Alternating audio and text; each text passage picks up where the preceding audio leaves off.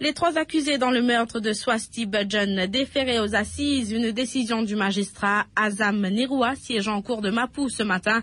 Harish Kumar Singh, personne connue comme Maraz ou Pandit, est accusé d'avoir tué et brûlé Swasti Budgen le 2 novembre 2007.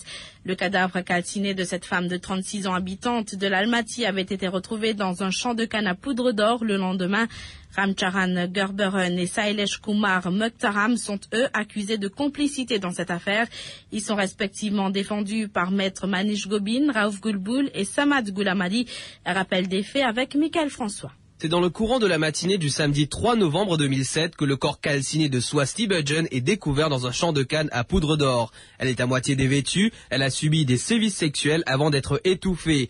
Dès le début de l'enquête, la MCIT est en présence d'un élément clé. Il s'agit d'un appel téléphonique qu'a effectué la victime le vendredi 2 novembre, peu avant sa mort. Elle a appelé chez elle, c'est sa fille de 8 ans qui a décroché. La petite a raconté aux enquêteurs ce que lui a dit sa mère. Modan en bois, banla pe bat-moi, maman pas pour retourner et n'a Pandit. Ce Pandit, mentionné par Swasti Budgen lors de cet appel téléphonique, serait le Pandit Harish Person. Selon les rumeurs de voisinage, il était l'amant de la victime. Celle-ci d'ailleurs criait sur tous les toits que le Pandit était le père de son enfant. Et c'est cela le mobile du crime. Le Pandit dément être l'amant de Swasti Budgen et ce sont les rumeurs du village, dit-il, qui l'ont poussé à commanditer l'assassinat. Un assassinat qui, selon lui, a été exécuté par Ramcharan Gerberon et Sailesh Kumar Mukhtaram. Mais ces 2 hommes, eux, affirment que Harish Person était bel et bien présent.